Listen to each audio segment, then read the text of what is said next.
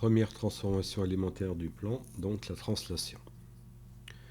Donc on va se placer d'abord dans le plan affine, puis on passera dans le plan complexe. Donc dans le plan affine, une translation de vecteur OA est une transformation qui, pour tout point M du plan de coordonnées x et y, va associer donc un deuxième point M', tel que le vecteur MM' soit égal au vecteur de la translation, donc OA. On va prendre par l'exemple qu'on a sur cette figure. On voit que le vecteur OA a pour coordonnées donc 5 et 2, et on va prendre un point quelconque du plan, par exemple ce point de coordonnées donc x égale 2 et y égale 3. Et le but évidemment c'est déterminer donc les coordonnées du point M'. Donc vecteur OA de coordonnées 5, 2 et le point M donc de coordonnées 2, 3. Donc quelles sont les coordonnées de M'? Donc première chose, je vais écrire que le vecteur OA par définition est égal donc à MM', et je vais passer ensuite donc aux coordonnées. Donc je sais que les coordonnées du vecteur OA sont 5 et 2, xM' et ym', donc les coordonnées de M', donc moins 2, donc les coordonnées du point M.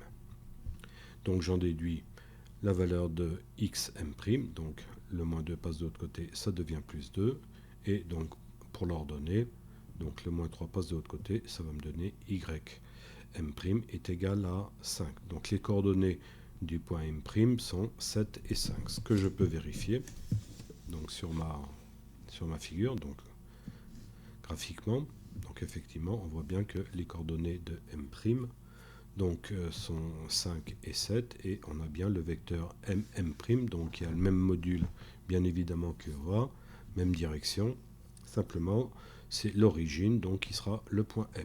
Voilà ce qu'on appelle une translation dans le plan affine.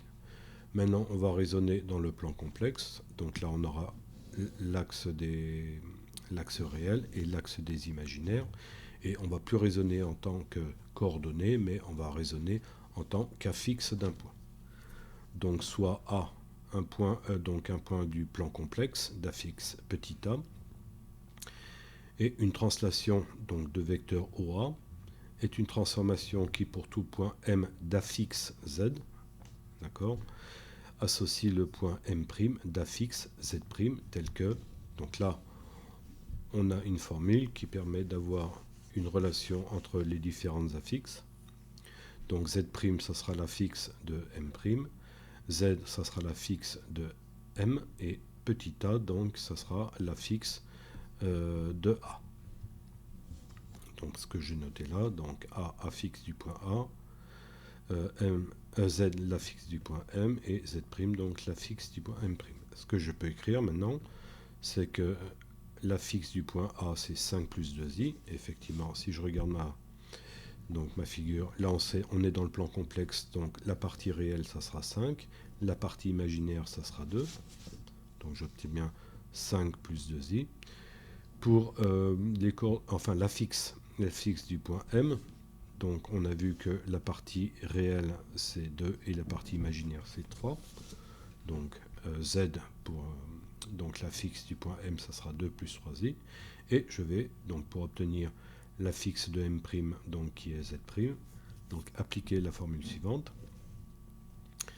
Donc j'aurai Z' est égal à Z plus A, ce qui va nous donner donc avec les écritures algébriques de Z et A, donc 2 plus 3i pour Z, et pour petit a donc 5 plus 2i.